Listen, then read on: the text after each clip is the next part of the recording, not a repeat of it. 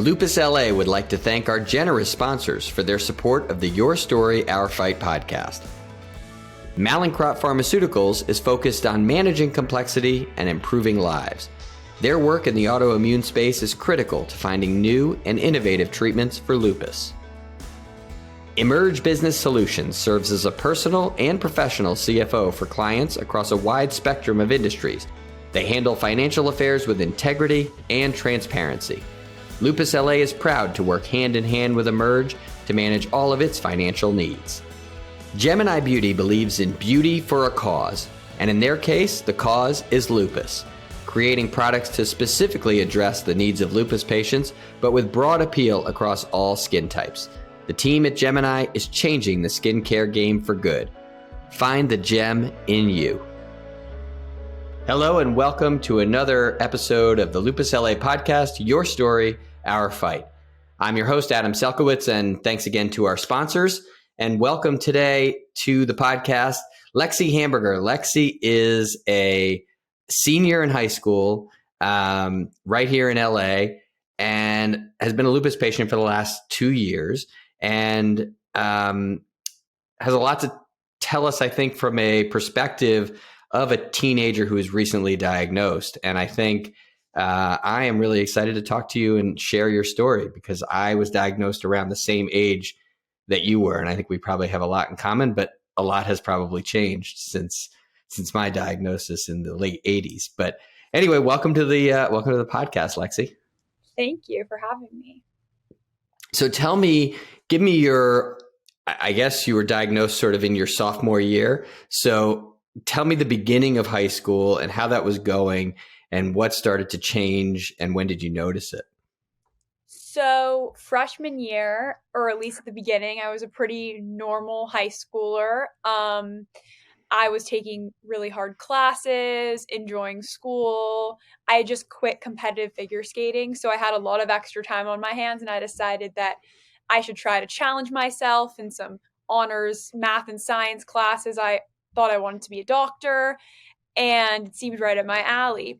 And then about halfway through, almost simultaneous with COVID and school shutting down in February, I started having these kind of weird symptoms. One morning I woke up and one of my eyes was really swollen.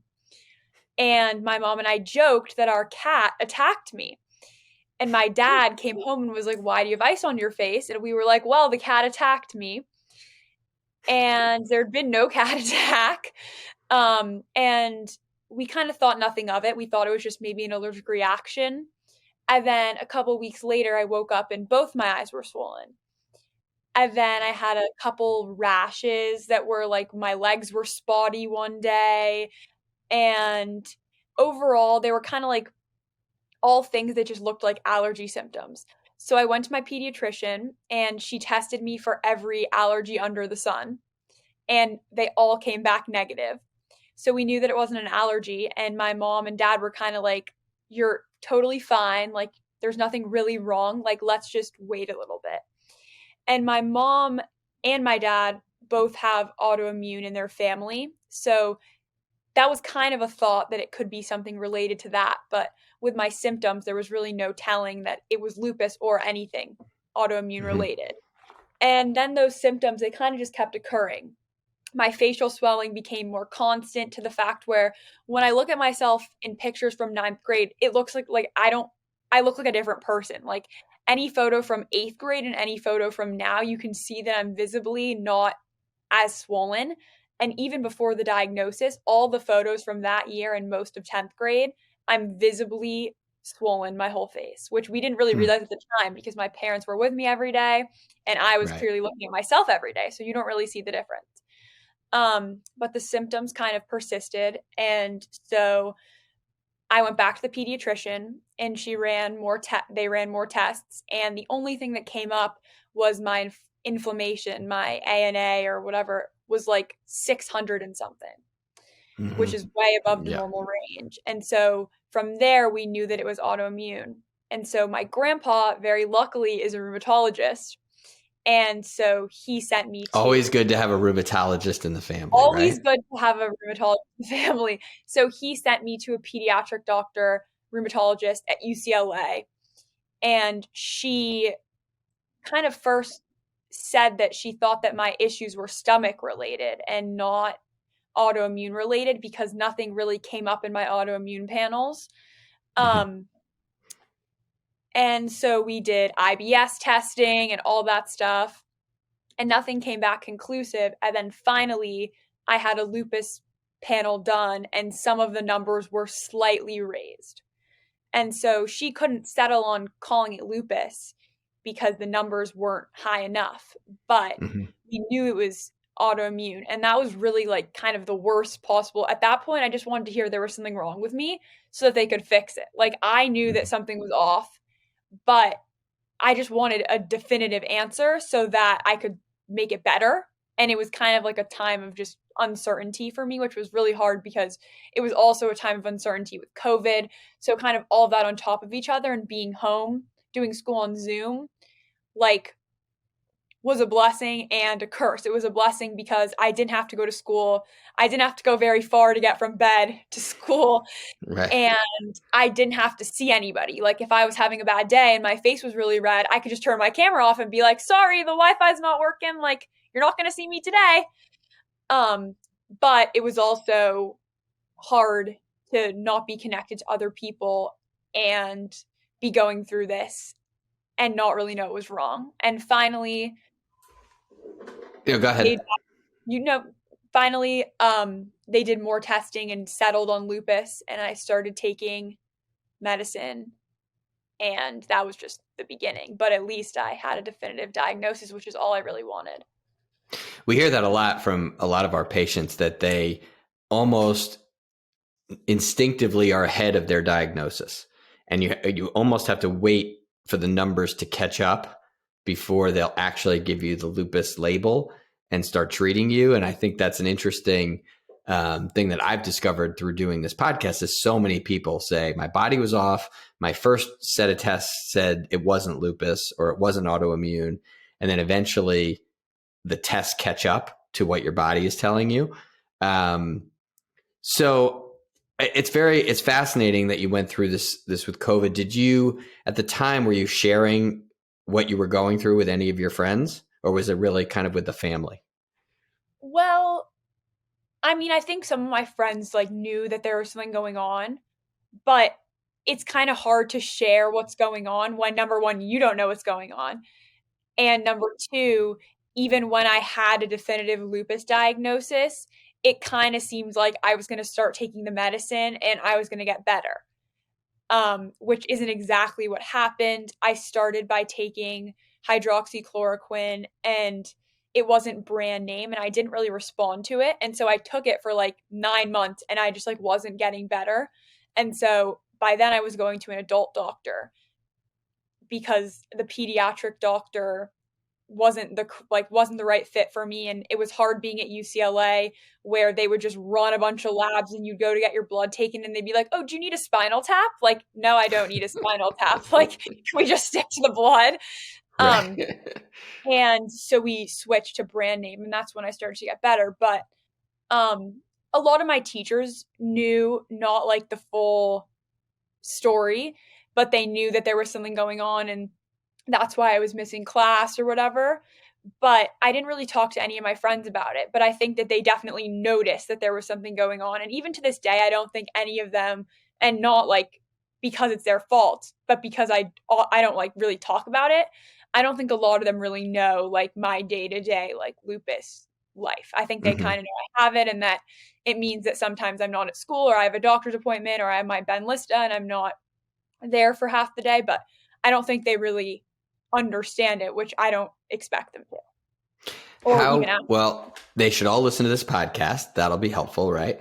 How did this school handle it? What was the reaction of the teachers and the administration in terms of, and full disclosure, my daughter goes to your school. So she's a kindergartner and you're a senior. So that's kind of cool. Yeah. I mean, I've been in kindergarten, so. Yeah. So you've done the whole thing. So we have lots to talk about, and you have lots to share with her, I'm sure. But what was the school's approach to your illness, and did it help? Was it frustrating? What did they do?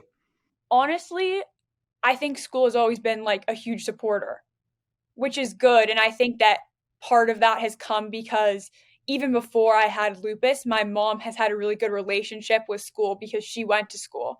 So when I kind of started in middle school, I was figure skating and I needed a lot of exemptions for my skating. I was coming to school late, I was leaving early, I couldn't have a carpool, which is something that school really cares about. Yeah. So my mom kind of knew who to go to when I needed help, which really helped. And of course, all of my teachers have been really, really supportive and not accepting, but like they've been really supportive and they've like helped me out. They've been really helpful. That's the word I was looking for. Okay. And I think that if I had been in public school, that this would have been much harder. And I think that I'm really lucky to be in an environment where I'm in small classes and I have really good relationships with my teachers. And I've always had adults on campus that I feel like I can go to when I need help, lupus related or not. And so when the lupus, like last year, I had a really bad flare up. Second semester, junior year, it's supposed to be like the grind, college, and I missed a lot of school. And Hmm. all my teachers were really, really helpful and understanding. And that meant a lot to me because then I wasn't stressed about my schoolwork and I could focus on getting better because stress makes my lupus symptoms worse. So I've actually had a really good experience with school. And what kinds of things do they do to help you to mitigate? You know, when you say you need help, what is it that they're able to do within sort of the school boundaries that make your life easier? Like what could some of the people listening to this podcast ask from their school or their teachers that really makes a big difference for you? I think the first thing is that for me, making sure I'm kind of not answering the question, but making sure all of your teachers are like aware and schools aware because people don't know what lupus is, most people. And so at the beginning of the year, my mom emailed all my teachers. I emailed all my teachers saying that I had lupus. And while it's pretty much under control right now, like I could have a flare up. These are the things that happen when I have a flare up. So I often miss class. Every 3 weeks, I have Benlista and I miss like half a day of class. And so they understand what's going on. So if I email them and just like keeping the communication open is always the most helpful. If I email a teacher, I come home from school and I'm not feeling well and I take a nap and I wake up and sometimes I just can't do my homework. Like I really try not to have that happen, but there are nights when it's just not an option.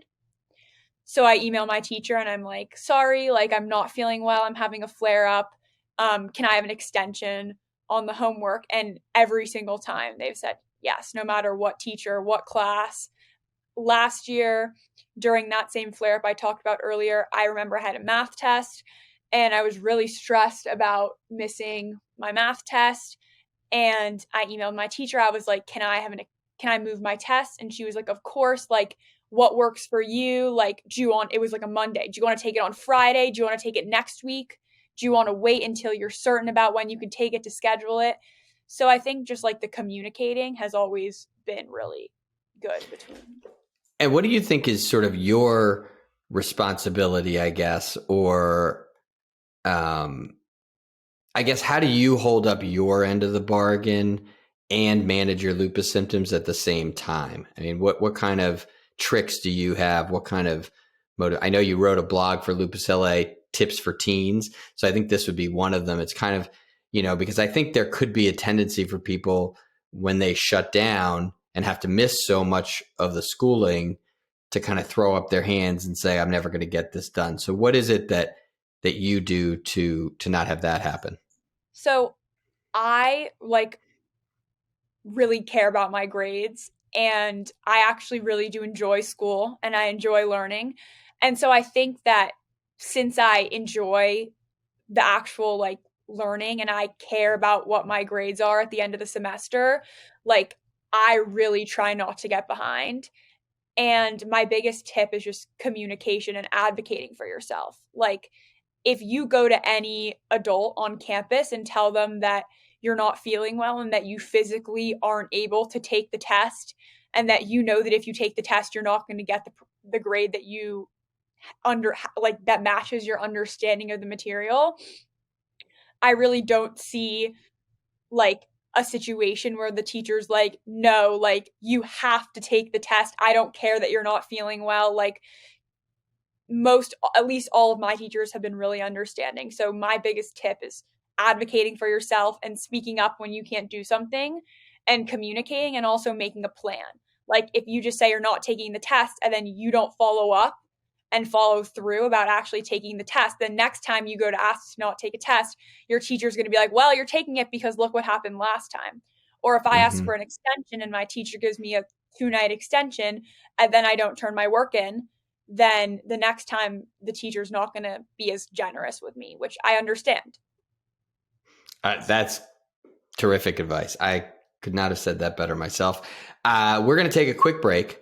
And when we come back, I want to talk about that junior year and what was it like applying for colleges and what did you have to bring into consideration when you were doing that. So we'll be right back with more from Lexi Hamburger. Lupus LA's fellowship program is an essential part of ensuring the training of future rheumatologists. The nation is experiencing a serious shortage of pediatric rheumatologists. Today, there are approximately 300,000 children diagnosed with rheumatic conditions in the United States, but only about 250 practicing pediatric rheumatologists to meet this tremendous need. We are back on the Lupus LA Your Story, Our Fight podcast, talking to high school senior Lexi Hamburger. So Lexi, before the break, we were talking about college. So what was your view of college before lupus, and how has it now changed, if it has at all, that you have to factor in lupus? I think that I have a pretty similar view, but there are a couple extra things to focus on when selecting colleges to apply to. Originally, I always wanted to like leave home, and it kind of seemed like a no-brainer that I would leave home. But kind of upon like starting to think about it with my lupus, I realized that there could be benefit of being closer to home, or at least like 1 plane ride away instead of 3, or and I don't know, like overall I kind of like weighed the benefits of being near home and the benefits of going far away like I originally planned, and I decided that I was going to try to go where I wanted and not let my like lupus kind of dictate where I went to college, because I feel like it dictated a lot of things about my high school career. And so I kind of, instead of prioritizing location, just made sure that all the places that I was applying to had a good hospital or were near a good hospital, because quite honestly, like I love my parents, but if something were to happen to me medically, it's not like they can fix it for me. So it's not like, being in LA would of course mean great doctors and my doctors and great medical access because of the nature of the city. But all the places I'm looking have hospitals and really good medical schools and affiliated stuff. So I know that if I have a flare up or need to see a doctor, that'll be a possibility. And then I started getting Benlysta like maybe a year ago, and I never really thought about it until recently. I was talking with one of my teachers who's writing a recommendation letter for me, and all of a sudden, like, it hit me that like I'm going to have to get that every month in college. And I was like, like, how's that going to work? And I went to my mom and I was like, how are we going to make sure that I get my Benlysta and that it's scheduled and all this stuff? And she's like, well, look, like, you're applying to all these schools and they have hospitals or whatever. You'll be able to get it there. And that was just like the whole infusion thing was something I never thought of. And it was kind of an interesting addition to thinking about college. There's a lot of logistics involved with lupus and with double checking and triple checking that, okay, is this going to all fit? And there's probably some pros and cons. There may be some new doctors that you'll meet or some, I think it's a good choice to try to do what you want to do, try to follow that dream. And, until the lupus stops you, don't let it stop you. Yes.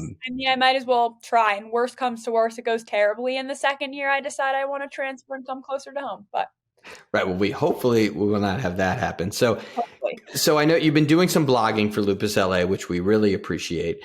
One of those blogs, the most recent one, was Day in the Life of a high school lupus patient. So give me kind of the rundown of what are the things that you have to do or that you find yourself doing that other high school seniors don't have to do.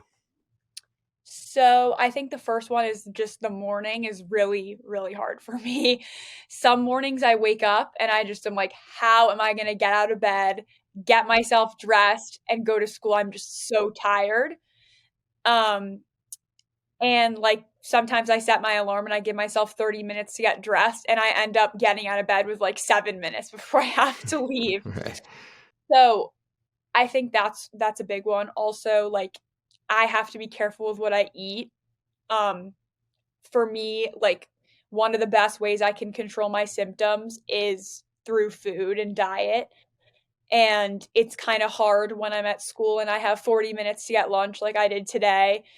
And I have to figure out, like, what's the best thing that'll make me full and satisfied to a certain extent, but also not make it so tomorrow I wake up with really swollen eyes, because any like inflammatory food, gluten, dairy, basically anything that's like really enjoyable, right, I kind of pay the price for eating. So I really try during the week at least to not like watch what I eat, but make sure that I'm eating things that will make me feel good, because I don't want to deal with tomorrow morning on Wednesday not feeling well and having to kind of push through that when it's pretty easily avoidable.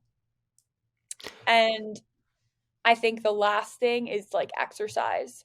I mean, a lot of kids my age play sports and whatnot, but I really try to move for at least 30 minutes, because I've realized that if I move, even if I'm just walking the dog around the block, there's some days when that's really all I can handle.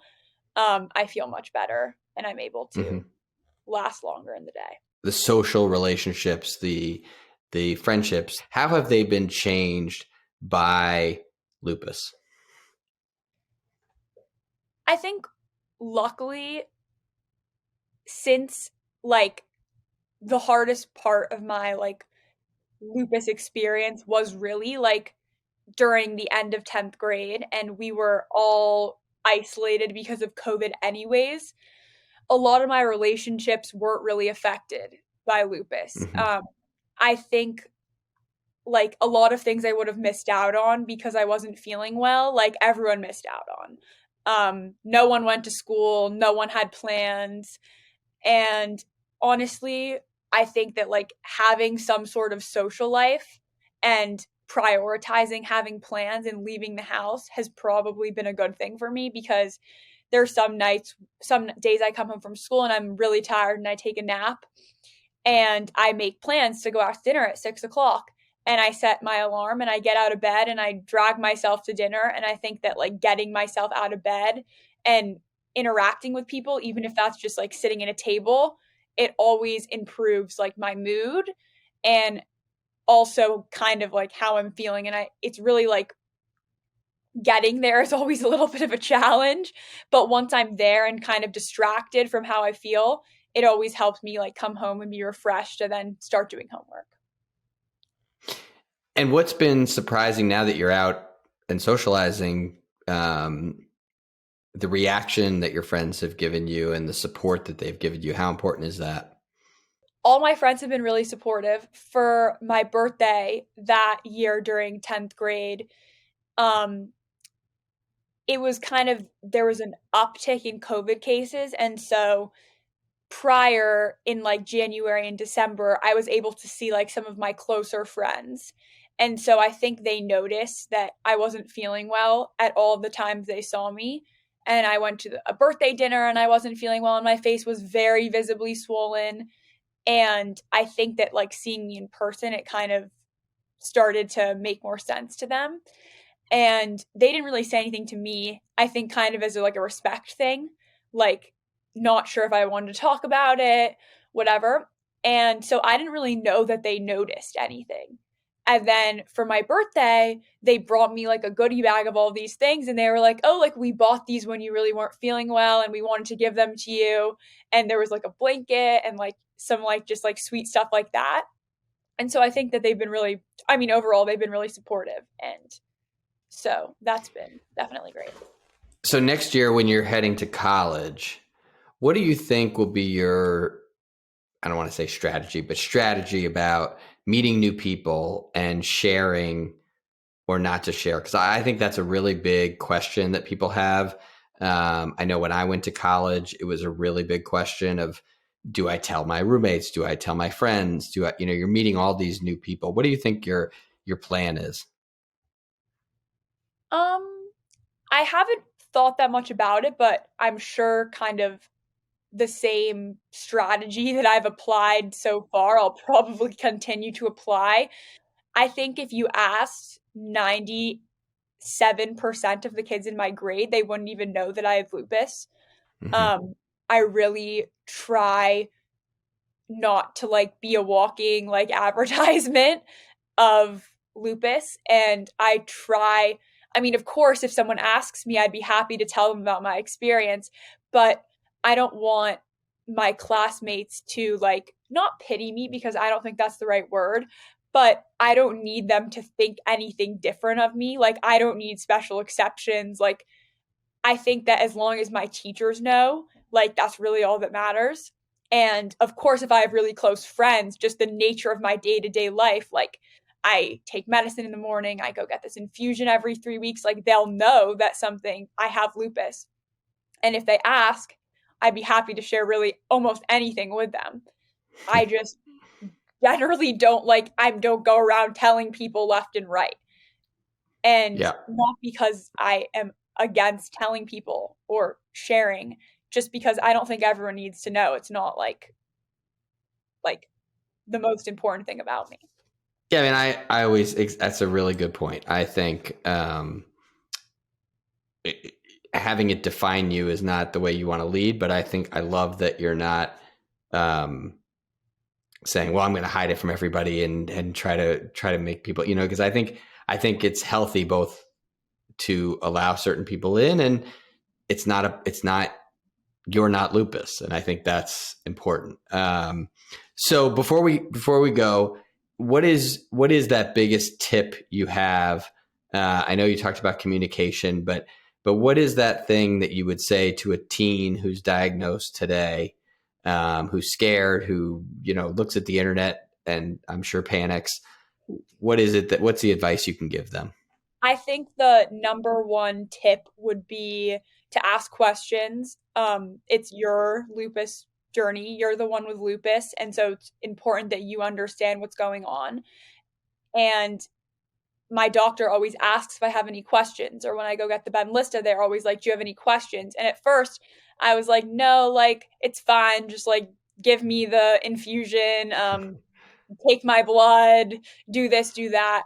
But I actually found that asking questions is really almost empowering, like getting the answers and understanding what's going on. I really like to understand what's going on, not just with my lupus, but in life. I don't like being confused or left in the dark. And so asking questions is something in your power. And if you ask a question, no one's not going to answer. Like people aren't going to ignore you. If you ask a question, anyone who you're asking is going to answer, because that's just the nature of asking questions. And I think that if you understand what's going on with your body, it's easier for your emotions to deal with it. And if you just Google it and you see all the crazy, like worst case scenarios, which I mean, I've done before, like every time I have anything wrong with me, I like Google it, like with lupus next to it. I'm like, knee pain, lupus, and stuff comes Right. up or whatever. And I think that if you have the facts, then there's not as much to be scared of. And that is really my biggest piece of advice. Well, you have lots of really good advice, and I think sage wisdom, not just for teenagers, but really every lupus patient should listen to this. I hope you'll continue to blog for Lupus LA. Listeners out there should go and check out Lexi's blog on our website, lupusla.org. And I just really appreciate you sharing your journey with us. And we wish you a fantastic future, because I know it's going to be super bright. Thank you. On behalf of the entire team at Lupus LA, we thank you for joining the Your Story, Our Fight podcast. Please tune in, spread the word, and come back for more inspiring lupus stories. I'm your host, Adam Selkowitz, wishing you good health, and to always remember, your story is our fight.